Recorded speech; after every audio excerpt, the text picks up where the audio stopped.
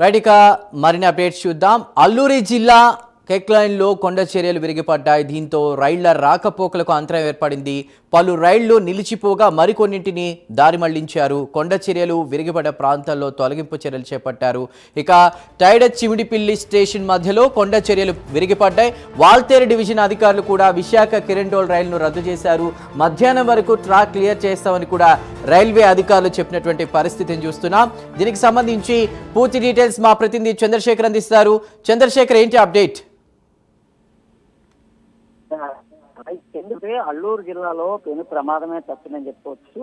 KK line ఏదైతే ఉందో కొత్త వలస కిరణ్డోలకు సంబంధించినటువంటి కేకే లైన్ మార్గంలో కొండ చర్యలు విరిగిపడడంతో రైళ్ల రాకపోకలకైతే అంతరాయం ఏర్పడినట్లుగా తెలుస్తుంది. ఏదైతే గత కొద్ది రోజులుగా కురుస్తున్నటువంటి భారీ వర్షాల నేపథ్యంలో అక్కడ ఉన్నటువంటి కొండ చర్యలన్నీ కూడా పూర్తిగా వర్షపు నీటితో నానిపోయి ఉన్నటువంటి నేపథ్యంలో నిన్న సాయంత్రం 9:30-10 గంటల ప్రాంతంలో కేకే లైన్ ఏదైతే ఉందో కేకే లైన్ లో ఉన్నటువంటి ఆ టైడా చిమిడిపల్లి రైల్వే స్టేషన్ల మధ్య ఉన్నటువంటి ప్రాంతంలో అక్కడ ఉన్నటువంటి కొండ చర్యలు అన్ని కూడా ఒక్కసారిగా విరిగిపడి పూర్తిగా రైల్వే ట్రాక్ పైన అయితే పడిపోయినటువంటి పరిస్థితి కనిపించింది. ఈ నేపథ్యంలో బండరాలన్నీ కూడా రైల్వే ట్రాక్ పైన పడడంతో రైల్వే ట్రాక్ కొద్దిగా కూడా స్వల్పంగా పూర్తిగా కూడా ఇబ్బంది పడినటువంటి పరిస్థితి కనిపిస్తుంది. ముఖ్యంగా చూసుకుంటే ఏదైతే ఆ ప్రాంతంలో వెళ్ళేటటువంటి రైళ్ల రాకపోకలన్నీ కూడా రైల్వే అధికారులు అయితే పూర్తిగా రద్దు చేసినట్లు తెలుస్తుంది. ముఖ్యంగా చూసుకుంటే అరకు వెళ్ళేటటువంటి రైళ్లు ఏవైతే ఉంటాయో అరకు మీదుగా కూడా వెళ్ళేటటువంటి రైళ్లన్నీ కూడా రద్దు చేశారు.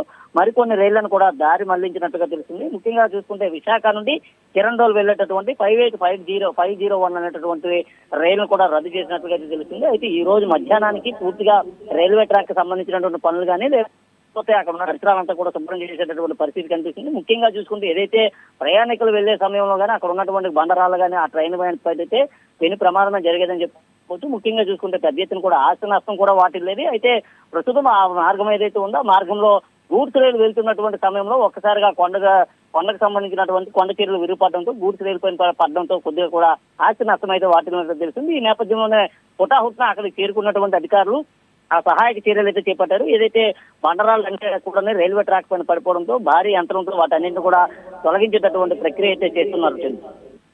Chandrasekhar, thank you. రైట్, మిగతా అప్డేట్స్ చూద్దాం. మంత్రి నారా లోకేష్ సిడ్నీ చేరుకున్నారు. లోకేష్ కు టీడీపీ ఆస్ట్రేలియా బృందం ఘన స్వాగతం పలికింది.